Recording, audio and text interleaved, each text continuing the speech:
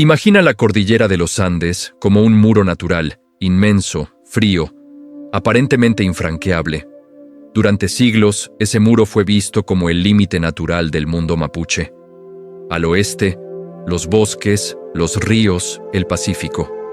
Al este, una tierra que parecía ajena, hostil, interminable. Así lo contó la historia oficial. Así lo repitieron los manuales. Pero la realidad fue muy distinta, porque hubo un hombre que no vio la cordillera como un final, sino como un punto de partida. Su nombre era Calfucurá. Mientras otros caciques defendían lo conocido, él hizo algo impensado. Miró hacia las pampas. Miró ese mar de pastos interminables que se extendía por miles de kilómetros y entendió algo que nadie más había comprendido todavía. Allí no había solo peligro, había poder, había riqueza, había futuro. Y esa decisión cambiaría para siempre la historia del sur de Sudamérica. La historia mapuche que solemos escuchar está llena de resistencia, de guerras defensivas, de lucha contra el avance español y luego chileno. Pero Calfucurá no se conformó con resistir. Él avanzó. No esperó a que el enemigo llegara. No se quedó atrincherado en su territorio. Eligió conquistar. Ese gesto, silencioso al principio, fue una revolución estratégica. Porque las pampas no eran como los bosques del sur. No había montañas que protegieran, ni ríos cerrados, ni refugios naturales. Era una tierra abierta, brutal, donde solo sobrevivía quien dominaba el movimiento, la velocidad y el miedo. Y Calfucurá entendió algo esencial. Quien dominara el caballo, dominaría ese mundo. En ese contexto, el caballo no era solo un animal, era un arma. Era transporte, intimidación, logística, comercio y guerra al mismo tiempo. Mientras los ejércitos coloniales dependían de rutas lentas y abastecimientos frágiles, Calfucurá estaba creando algo nuevo, un poder móvil, imposible de atrapar, imposible de predecir. Pero no apareció de la nada. No fue un golpe de suerte. Fue una construcción paciente. Calfucurá comenzó reuniendo seguidores, guerreros, familias, aliados. No todos mapuches, algunos tehuelches, otros grupos desplazados, otros simplemente atraídos por la promesa de botín y protección. Poco a poco, fue formando una comunidad distinta a cualquier otra de su tiempo. Una comunidad pensada para moverse, para atacar, para desaparecer. Mientras las autoridades coloniales miraban hacia otro lado, creyendo que el verdadero conflicto seguía en la costa chilena, algo enorme estaban haciendo en silencio al este de los Andes. Las primeras incursiones fueron rápidas y quirúrgicas. Ataques relámpago, golpes precisos, ganado arreado en masa, cautivos, armas, información. Cada incursión aumentaba su prestigio. Cada victoria atraía nuevos guerreros. Cada botín fortalecía su red de alianzas. En poco tiempo, el nombre de Calfucurá empezó a circular como un susurro inquietante entre los asentamientos fronterizos. No lo veían venir. No sabían desde dónde atacaría. No sabían cuántos hombres tenía realmente.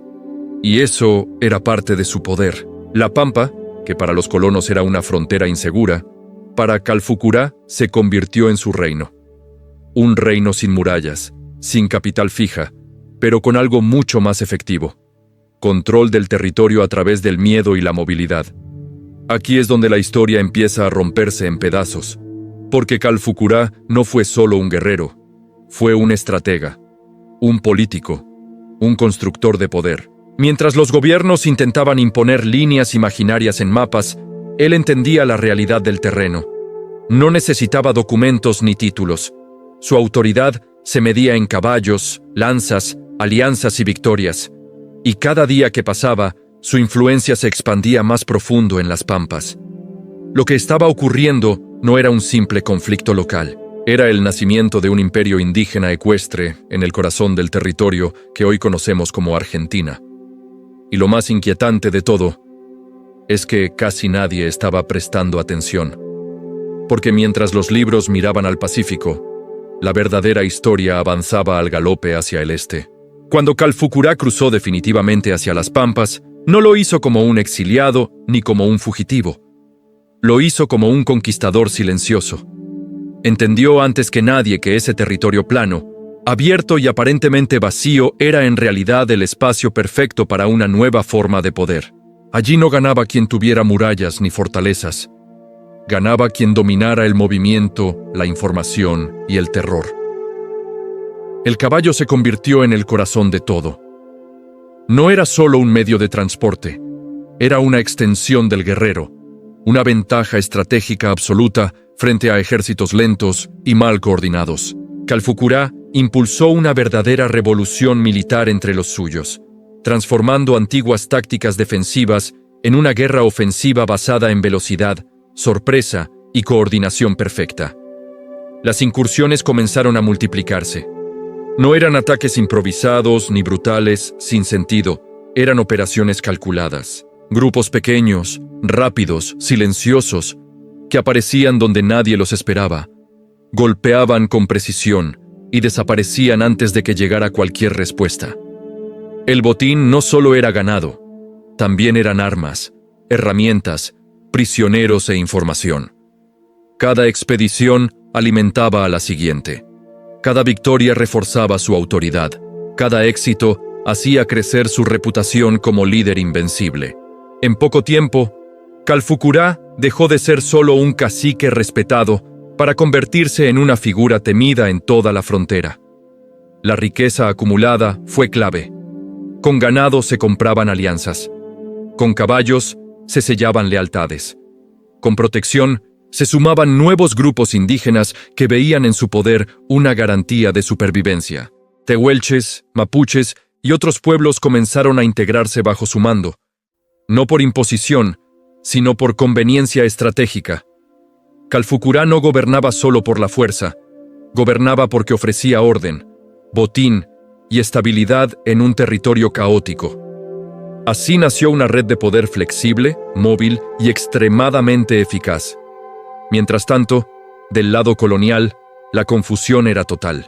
Las autoridades no lograban entender cómo un líder indígena podía coordinar ataques tan profundos y constantes. Los mapas no servían. Las fronteras eran inútiles. Los ejércitos llegaban siempre tarde.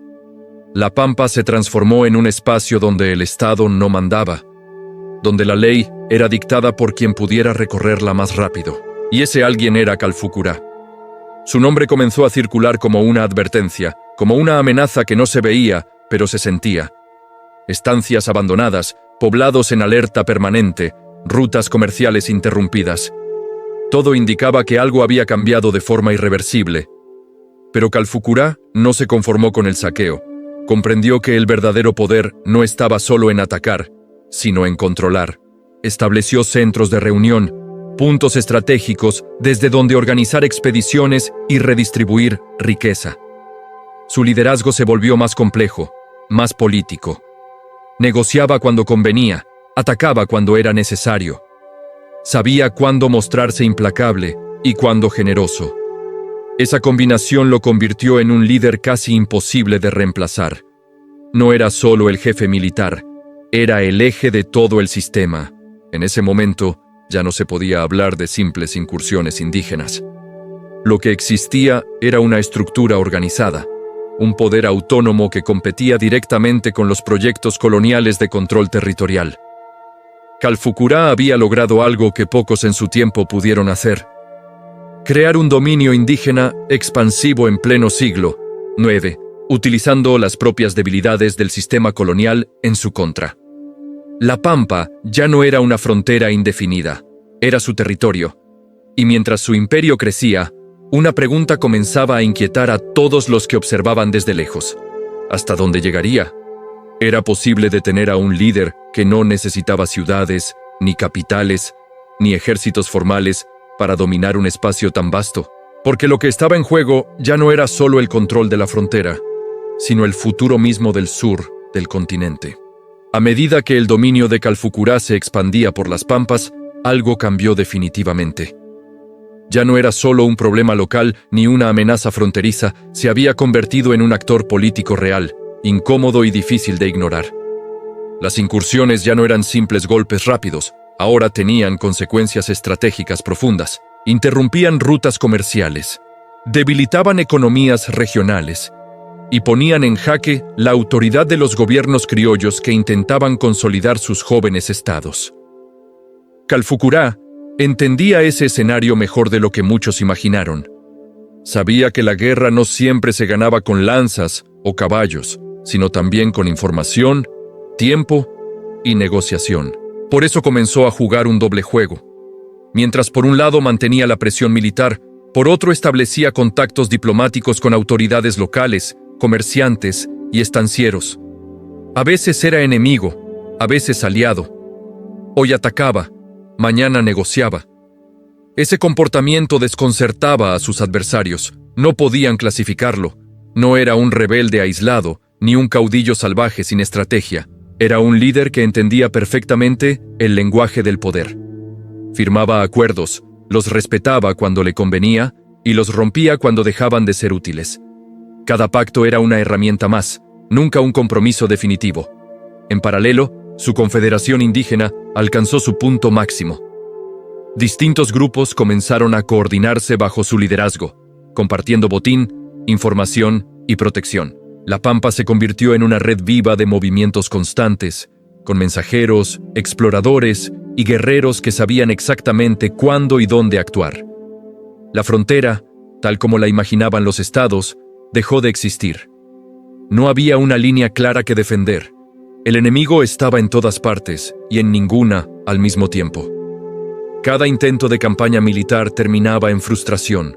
Los ejércitos avanzaban lentamente, agotados por el terreno, mientras Calfucurá simplemente se desplazaba, esperaba, observaba y atacaba cuando la ventaja era absoluta. Pero el crecimiento del poder siempre atrae algo más peligroso que los enemigos externos: las tensiones internas. A medida que su figura se volvía dominante, también crecía la dependencia del sistema hacia su liderazgo personal. Todo giraba en torno a él. Las alianzas, las decisiones, la distribución de riqueza. Y aunque su autoridad era indiscutida, el equilibrio era frágil. Calfucurá debía mantenerse fuerte, presente, activo. Cualquier señal de debilidad podía desatar disputas internas o tentaciones de traición. Gobernar un imperio sin capital fija, sin burocracia escrita y sin sucesión clara era un desafío constante. Mientras tanto, del lado estatal, la paciencia comenzaba a agotarse. La idea de negociar con un líder indígena poderoso empezó a ser vista como una humillación. Surgió una nueva lógica: si no podían controlarlo, debían eliminarlo. Las campañas militares comenzaron a planificarse con mayor brutalidad y alcance. Ya no se trataba solo de responder ataques, sino de destruir la base misma del poder indígena en las Pampas. Se empezó a hablar de ocupación total, de avance definitivo, de terminar con la autonomía indígena de una vez por todas. Calfucurá percibió ese cambio, sabía leer el clima político. Entendió que el tiempo comenzaba a jugar en su contra. Los estados se fortalecían, mejoraban su logística, aprendían de los errores. La Pampa, que durante décadas había sido su aliada, podía transformarse en una trampa si el enemigo lograba adaptarse. Por eso intensificó sus movimientos, reforzó alianzas, aumentó la presión. Era una carrera contra el tiempo. Cada incursión tenía ahora un tono más urgente, más decisivo. En ese contexto, su figura alcanzó un nivel casi mítico. Para unos era un monstruo sanguinario, para otros, un genio militar. Para muchos pueblos indígenas, era el último gran líder capaz de sostener un mundo que se desmoronaba frente al avance estatal. Su nombre ya no representaba solo a un hombre, sino a una forma de resistencia, a una alternativa de poder indígena real, concreta y efectiva. Pero toda expansión tiene un límite, y el choque final se acercaba. Las decisiones que Calfucurá tomara en ese momento definirían no solo su destino personal, sino el futuro de toda la región. La pregunta ya no era si habría enfrentamiento, sino cuándo y a qué costo. Porque cuando dos proyectos de poder chocan, solo uno sobrevive, y lo que estaba por venir marcaría para siempre la historia del sur de América. El final no llegó de golpe. No hubo una batalla única, clara y definitiva que marcara el destino de Calfucurá. Lo que vino fue más cruel: el desgaste. El mundo alrededor de él estaba cambiando demasiado rápido. Los estados ya no eran improvisados, ahora tenían ejércitos permanentes, armas más modernas, líneas de abastecimiento y una decisión política clara: avanzar sin retroceder. La Pampa, que durante décadas había sido un espacio libre, comenzó a llenarse de fortines, patrullas y caminos militares. Cada avance reducía el margen de maniobra. Cada puesto avanzado cerraba una vía de escape. Calfucurá lo entendía. Ya no luchaba solo contra soldados, sino contra una lógica nueva: la ocupación total del territorio.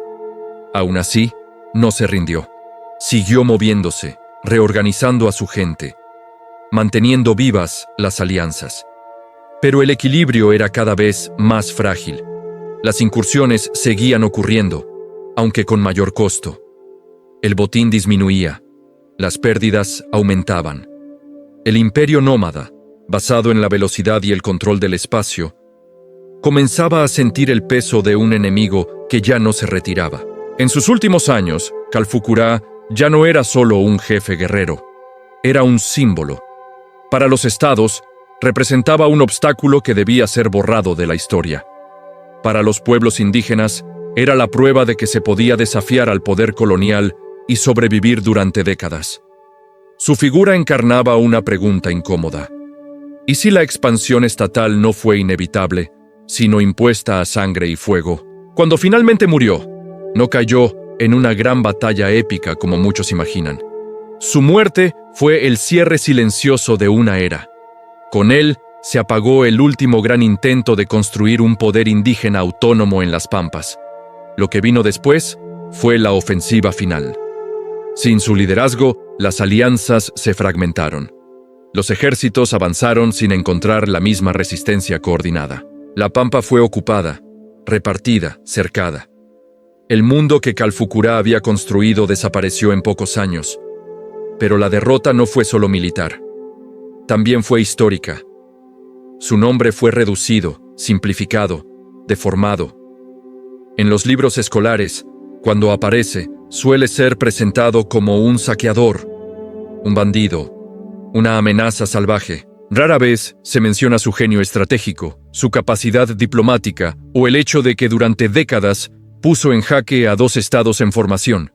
La historia oficial necesitaba justificar la conquista, y para eso era más útil borrar la complejidad del enemigo. Sin embargo, la huella quedó. Está en los apellidos, en los relatos orales, en las tensiones territoriales que aún existen. Está en la memoria de los pueblos que recuerdan que, alguna vez, un cacique mapuche cruzó los Andes y convirtió las Pampas en el corazón de un imperio indígena. Un imperio sin palacios, sin fronteras dibujadas en mapas, pero real, poderoso y temido. La historia de Calfucurá no es solo la historia de un hombre. Es la historia de lo que pudo haber sido, y no fue. De un camino alternativo que fue aplastado antes de consolidarse. Y quizás por eso incomoda tanto. Porque demuestra que la resistencia indígena no fue pasiva ni improvisada, sino inteligente, organizada y profundamente política. Y ahora la pregunta queda para quien escucha hasta el final. Si esta historia nunca te la contaron así, ¿cuántas otras fueron silenciadas de la misma manera? Porque mientras no se cuenten, el verdadero final aún no está escrito.